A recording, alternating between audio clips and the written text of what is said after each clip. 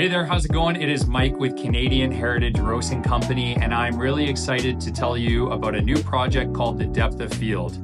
It's a bit of a passion project of ours where we get to feature our friends, creatives, and other really cool individuals that are in our industry, and we get to shed some light on their projects, their passions, and things that they have going on. In the inaugural episode, I get to meet with a longtime buddy of mine, Claude, who is the co-owner of 2C Media, as he tells me a little bit more about a project that him and his business partner partook in the Yukon over 7 days. It's a 700-kilometer ultra marathon where they were filming in minus 40-degree temperatures. He also tells us a little bit more about his life living in a van, his upbringing, and other cool things he's got going on. So in this first episode of Depth of Field, you're not going to want to miss it. Tune in, like, comment, subscribe, and let's get after it. Sweet, man. Let's get after it. Do this.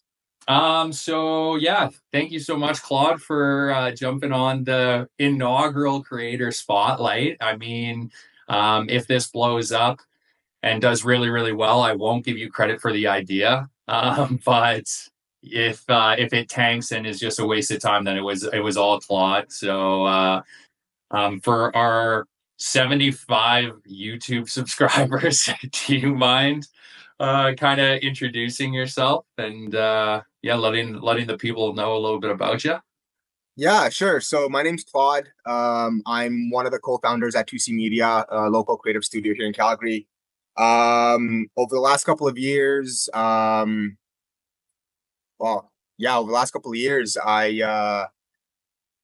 started living in a van and traveling a lot, and that's really reignited my love for capturing moments and creating content and just like kind of helping people do the same and kind of maybe enabling them to do the same. So that's what we do at 2C. We enable ambitious brands to raise a ruckus, and the way they do that is through content. And so that could be anything from long form, short form to digital commercials, whatever. So I'm kind of really stoked to be here, and I know we go way back, so I don't know. That's who I am, I guess.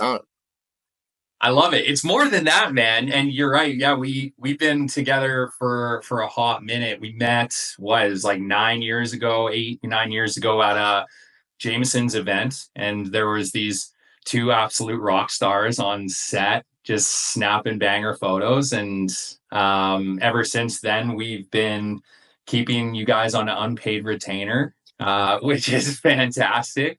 Helping us grow and just beating the content you guys punch out for us to absolute death. So it's been sweet.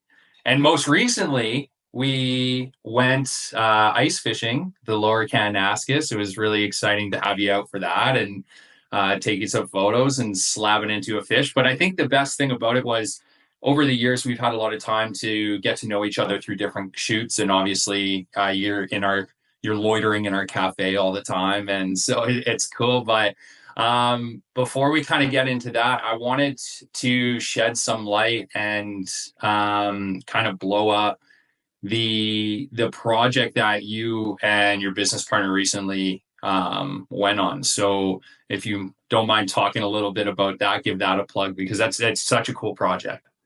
Yeah, thanks actually for bringing that up. Actually, just the team's upstairs working on this, and we actually just had a little meeting about that. But yeah, about a month ago, Aiden and I, my business partner, we went up into the Yukon to film a 700-kilometer Arctic ultra marathon. The whole premise of that is this individual, Kevin, has an organization who brings people at their end of life together so they have one final moment to say goodbye. And so he flies them out through his organization. And the organization is called Give a Mile. So that's what Give a Mile does. And so the whole kind of doc that we were creating and the whole adventure that we were documenting was this whole journey to Give a Mile. And that's what the doc is called. And so the doc just tracks Kevin as much as we could in minus 40 temperatures for 7 days out in the Yukon while he's doing his endurance race, self-supported. So no one's there to help him. You got to pull your bivy sack, your tent, your whatever, your waters, your food, all with you for the entirety of the race. And sleeping outside in minus 40 for 7 days. It's pretty wild. No kidding. But you're like a savvy vet because you sleep outside in your van year round. So you've been in minus, but like you're looking at this guy suffering, you're like, no problem at all. No, not even, man. I wish I could be as I wish I could say that, but no. I literally the heater's on right now. I'm in the van. The Yeah. heater's on right now in the van because it's like -10 and I'm freezing. So I would not attribute van life in the winter to anything near what these guys did.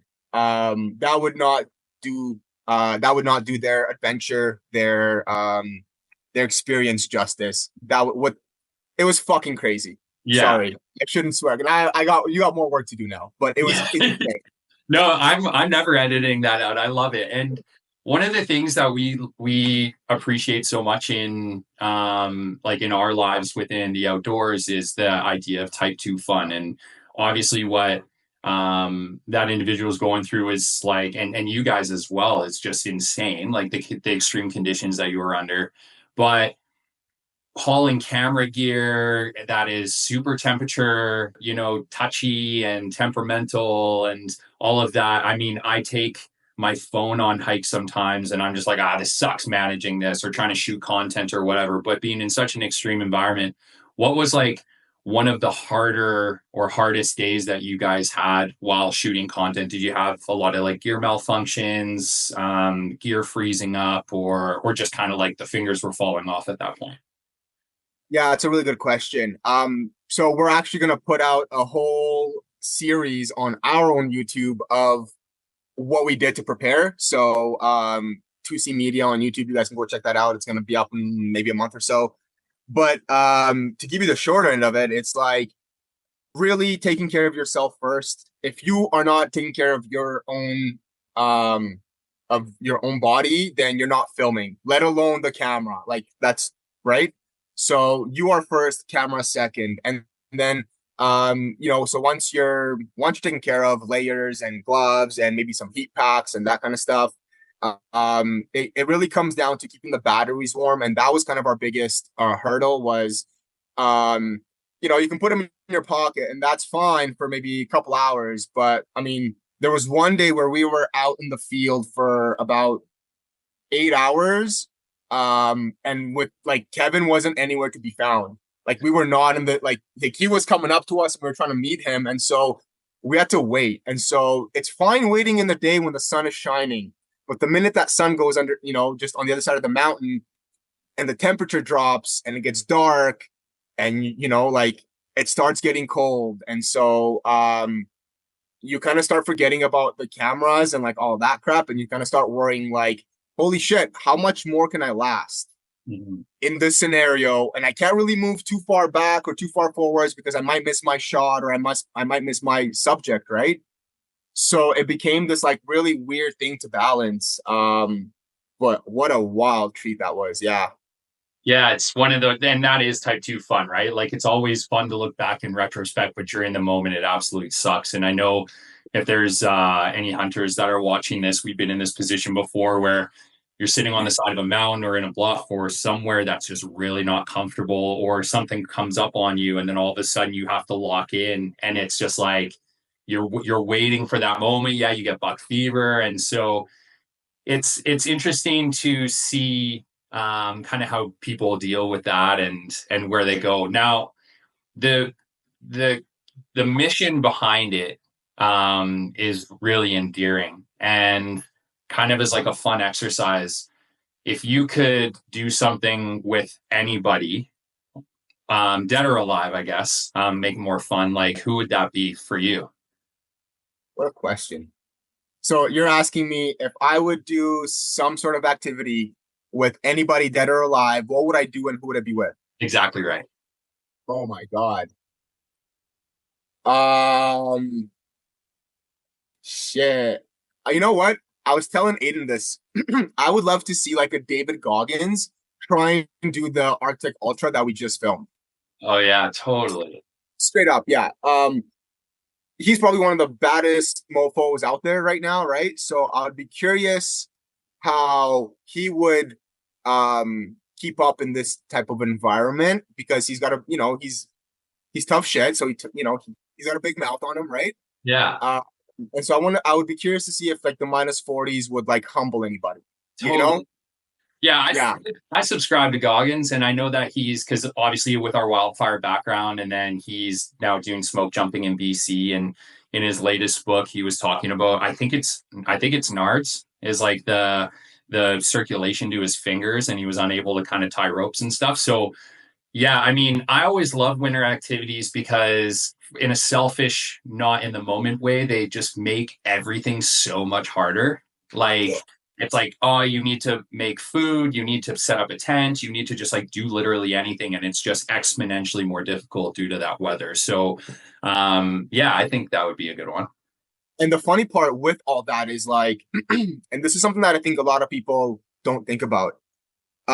It's one thing to like be outside, you know, with some mitts on and you're cold and your fingers are cold, and that's cool.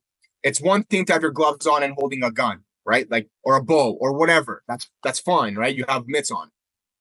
When you're holding cameras, you kind of need some like you need your dexterity, right? So all of a sudden you like maybe you just have your liners on, right? So like let's just put that aside for a second. We were filming Kevin. This was like during a gear test outside of the hotel in Whitehorse when they were doing a safety briefing. And it was minus 40 that day. And he was touching bare metal because he had to turn his stove on. And so it was like your fingertips on bare metal in minus 40. And that is like, that's like psychologically, that's the thing you have to like really fight is like, holy shit, this like they're going to burn and they're going to burn hard. And the more time it takes me and the more fidgety I am and shaky I am, the longer it takes to light this fire, which means the more I have to like fuck around with it. And all of a sudden it's like you almost want to like give up if you're panicking, if whatever, right? So and that was just in like the testing phases, right? So when we saw that in our heads, we're like, oh my God, okay, anything metal, like anything you have to touch, like Aiden had a fly cam on, and so like there was like a couple of like knobs on there that were metal. We're like, let's tape these fucking things because when you're out there and this thing's been out for 8 hours in minus 40, this metal is gonna be so cold that Yeah. like you don't want to like you don't want to touch it, right? So yeah, it became this like really weird thing about how sensitive the body is and how harsh the elements can be, you know? Totally. Now, the documentary that you guys shot is there's a showing here in Calgary on which date? May 8th is when we're having the premiere. We're locking in details right now. And so all of that can be found on our website at 2cmedia.ca. Okay, yeah. So for anybody watching, definitely check that out. And um, kind of going through that because you guys are savvy vets. Like you've done a lot of projects in the past. You've done a lot of varying projects as a multimedia company, all the way from super large conferences and events and live events and remote events. Like you guys have this quiver about you that this like very dynamic skill set, right? Like somebody focuses, oh, I only do this. Like I know buddies of mine that say, oh, I only shoot video, I only shoot photos, I only shoot portraits or landscapes or whatever. You guys do it all and you do it really, really well. Um, what would you change about that documentary now that you have all the footage back? You guys are cutting it right now, you're putting it together. Is there anything that you would have been like, I would have liked to do that. We missed that or something, or next time, or if I could, what would that be? Um, renting a sled. Yeah, totally. Yeah, I bet. And So by, you and guys, by, and by sled, I mean like a ski doo. But yeah, yeah, yeah. yeah, So we were no, hoofing it. So we were walking alongside Kevin, you know, for I think we might be clocked about 50K alongside him, which is not like it might seem like, oh, that's just like a, you know, weekend backcountry hike. For sure. With like knee-high snow because you can't walk next to him because you got to give him the trail. So you're walking besides him off the trail that's packed, right? So now you're trudging through like knee-high snow and you got to like I mean, the guy's walking at 5 kilometers an hour. If you're a runner or whatever, it's not very fast, but it's fast enough where like you can't just like get a nice steady shot. It's like you almost kind of have to, you're almost gonna have to like run up ahead, prepare the shot, run up ahead again, prepare the shot, and that just became so exhausting, especially holding, the cameras and stuff. And so next time we will rent a sled so that we can kind of ease off some of that physical, exertion, so that we can lean more into like getting some cleaner shots, because we're looking at some of the footage and it's like that's pretty shaky. Yeah. So I was just, breathing it's pretty tough. heavy. Yeah, yeah, breathing pretty heavy. Yeah, That's cool. I mean, I think that'll just add to like call it indie or whatever, but it'll be a unique look, right? Because in a lot of these overly produced pieces, yes, the shots look really beautiful, but they kind of become a little bit more sterile, right? Because it's just like, okay, this was clearly framed, this was set up, the person's walking, like they probably taped this out and they shot this for the third, fourth, fifth time already. Whereas like you guys are Blair Witch style, like running around with the camera and you're doing the work as well. So you almost get to be more ingrained in the experience, which I think will only translate through the documentary itself, right? It's less, again, it's less clinical. It's less like perfect is boring in that regard. So yeah, and that's exactly it, right? Like um, you know, there's a moment in the doc where like it's like I don't know, it must have been like 3 a.m. I think it was like minus 48, 45, something like that, right? That's no windshield plus windshield, right? Kevin had just came off the lake and he's like trying to like set up his bivy sack for the night. If you don't know what a bivy sack is, it's like this thin little sack that you like slide in that's supposed to be your tent, right? And you're sleeping on the ground, so you like crazy.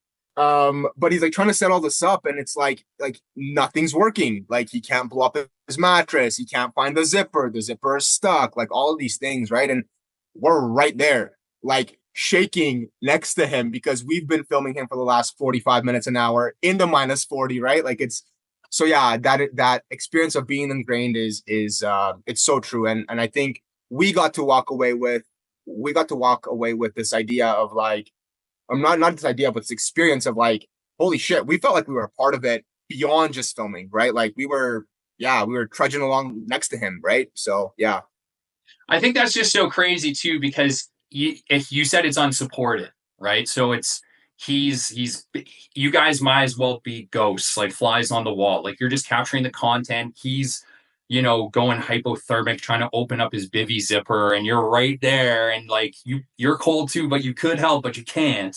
And it's like that's nuts. That's such a crazy like paradigm between the two. Like it's like this weird like pseudo fourth wall, right? Like you're just like yeah, man. And yeah, like just another kind of point to that is like there was a period at one of the checkpoints about halfway through.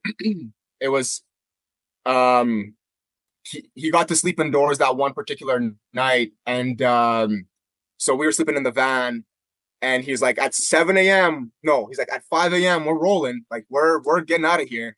And I'm like, okay, cool. So like 4:45, my alarm rang, like we're already dressed, just kind of like snoozing and kind of waiting to go.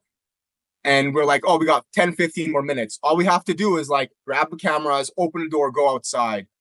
Man, we slept till about 4:59, five on the button, and I just hear like a banging on the door, like, let's go. And Kevin's like fucking ready to go. And we're like still in a daze and like trying to like wake up. And he just like yanks the door open and it's nice and toasty in here.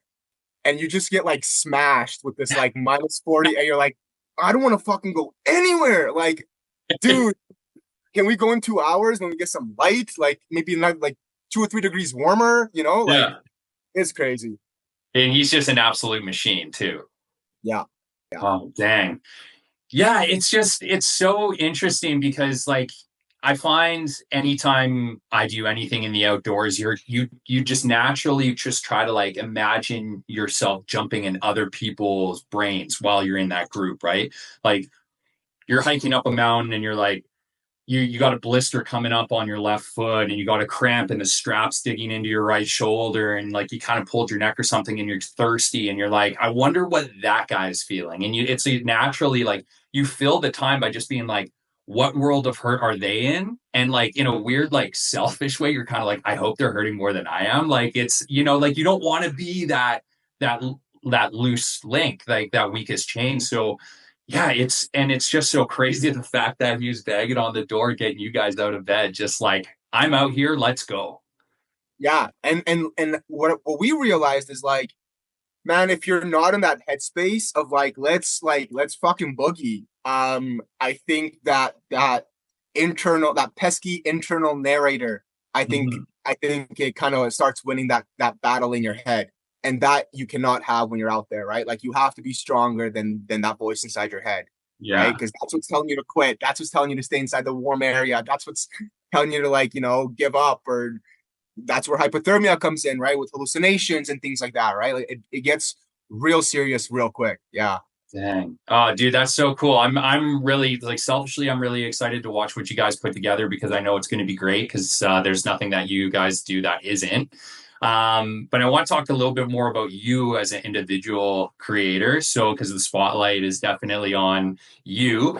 I think one of the coolest things that I learned actually, and we'll get into the band stuff because that's in its own thing, like really cool. But when we were fishing the other weekend, and you slapped an absolute beautiful bull trout on the jaw jacker, which was great in a lower can. Check out our Thank other you. videos with yeah, exactly. I got a sweet photo on my phone, and yeah, insert photo here kind of deal. But you were mentioning a lot of like your upbringing, and like just kind of where you were born and just not having a lot of amenities, and so the fact that you didn't have like I remember you saying that you had like an outhouse, like you didn't have like internal plumbing for a while, and so and I'll definitely let you like sink into that. But that kind of led as a catalyst to this ability to live in a van very comfortably. It's and we were talking a little bit about like what do you miss most about like a house, like about being in a space. So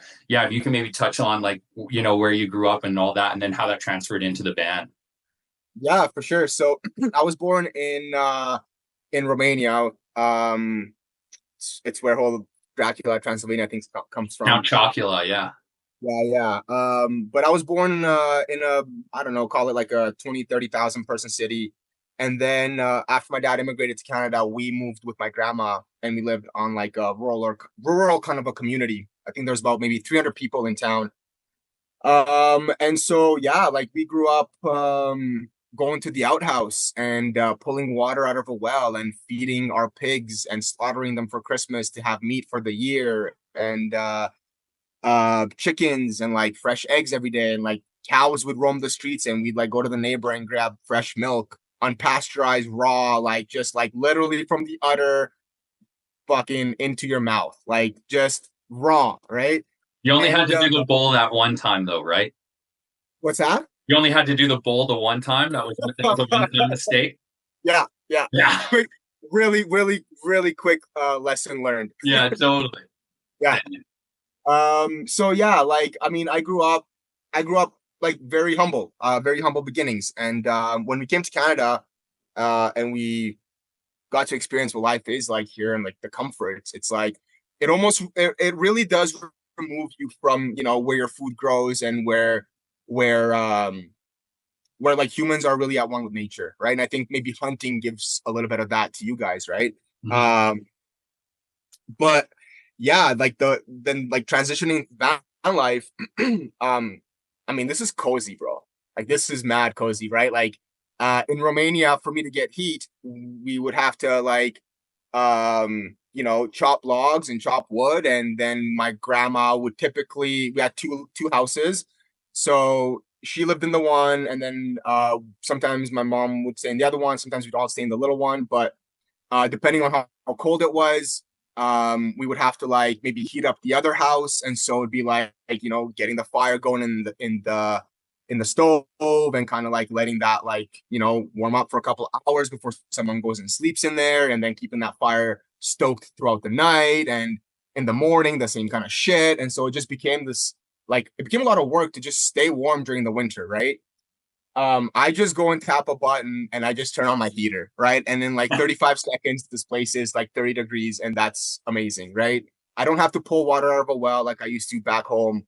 Um, I just turn on my tap. I have a 100-liter water tank in here. I have running water, right? Doing dishes, same thing. Like we would heat up water on the stove, we'd pull it out of the well, heat it up, and then like do dishes, and then that water we then go and throw and feed it to the pigs because it's just like leftover food, right? So yeah, it was an easy transition into van life because got I got used to a very minimalist style of living. And I mean, if you like camping and you can handle this kind of stuff, it's really not that hard. Yeah, dude. I think people idolize it a lot. I know I do. It's like very because it's so unique, or like people who have maybe had the opportunity to rent a van or grew up trailer camping or something like that. It's just so interesting to kind of take your life and put it in such a small space, like a 10 by 10 space or 10 by 5 space, right? Like it's wild, but you're pretty kitted up. Yeah, the rig is sweet. Where are you taking that beast next? Like what's the next year look like for you for not only like van life, but like your YouTube channel and what you got going on? Yeah, so when I started this whole van life thing, I really wanted to go and drive the Pan American. So that's from the top of North America to the bottom of South America. Most people drive it from Dead Horse, Alaska, because that's the northernmost point you can drive in the US. I started mine in Tuktoyaktuk, which is the northernmost point you can drive in Canada. So I started there, and the plan is to make it down to Ushuaia.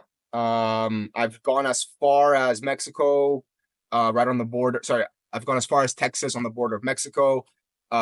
Came back here for the year, and now I'm headed back down south to pick up the rest of the journey where I left off in Texas. So I'm hoping that by December of 2025, I make it to Panama, which gives me about I'm planning on leaving maybe around first, second week of May. Um, and I'm hoping to maybe do like a country every month and a half or so. Um, and that's kind of the plan for right now. I don't know what 2026 looks like. And funny enough, like even as I look into 2025, I don't have more vision beyond when I leave. I have no idea what happens after that. And that's been kind of the most unique part about van life, is just going with the flow, like truly. Going where the road takes you. Yeah. Yeah, man, that's pretty crazy because I think, and I appreciate that. You know, this love of the unknown and just it's like that wanderlust, right? Like just kind of following where you want to be right now and what feels good. And I think too often, not enough people do that, right? They get trapped in routine, they get trapped and they put a lot of what ifs and barriers in their own way. And it's always cool to see. So, yeah, definitely. If you are one of the 75 watching that are interested in van life, then definitely like check out Claude's channel and follow along on his adventure and stuff. And I guess wrapping that up is there anything else you want to tell our insanely massive fan base? You know, Um, Nothing makes me happier than being absolutely nowhere in the bush and waking up and realizing I have a flash fuel or two, and it takes me 5 minutes to make a coffee. And it's yeah, like 5 minutes, not even like 30. I jet boil, fucking ready to go, and it's like a good cup of coffee. And I've done it. I've done it on mountain peaks. I've done it just like in the van, in the city, in the bush. But just having those little packets with me, man, I swear to God, they're the best. Yeah, best thing you guys have ever come up with. dude, I I don't will think you eat. guys are. I'll transfer you $100 for that push right there. That's so good. Shit, man. Well, yeah. Follow 2C Media. Go check out their website. If you're in Calgary, if you're in the area, then definitely go and check out their premiere. Where if people aren't from here or they're not able to make that, where is that going to go after that? Um, Probably film festivals. We're still working that out right now. We'll probably have some sort of a pay gated thing that's maybe tied to some sort of donation on our website. We're still navigating all that. I think right now our focus is just to get this doc edited, and then we can kind of, as we get it edited, we'll land on some of the places people can watch it. But yeah, follow us along at 2C Media. 2C Made It rather is usually our social handles, or you can just follow me along at Still Claude, and you'll be kept up to date. Yeah, follow Still Claude. Do you guys have a name for the documentary before we go? The Journey to Give a Mile. Oh my God, so good. Chills, literal chills. Literally the coolest doc you'll watch all year. Yeah, I guarantee it. I guarantee it. Or your money back. No, no money Yeah. back. Perfect, man. Well, dude, I appreciate it. And for those that don't know, this is again, like I can't thank you enough, Claude. You guys have been such an inspiration and such a help throughout our journey and helping with this project. My hope for it is that it takes off, but at the very least, just being able to get to know people on a more intimate level and rather than that kind of superficial stuff is sweet. And like this process, even though I've known you for as long as I've known you, I've got to know a lot more about you in like a very short amount of time, which is, I mean, that already pays for itself. So yeah, I'm stoked to see where it goes. Thanks for popping my cherry on it. And I hope I hit the record button. Otherwise, we just had a great chat. I hope so too, man. Yeah, definitely. Okay, cool, dude. Well, have a great rest of your day in the van. And yeah, don't forget to brush your teeth, I guess. I don't know. Yeah. Thanks for having me, bro. This was great. Awesome being a part of this. Thanks, bro. Appreciate it. Talk to you later. Bye.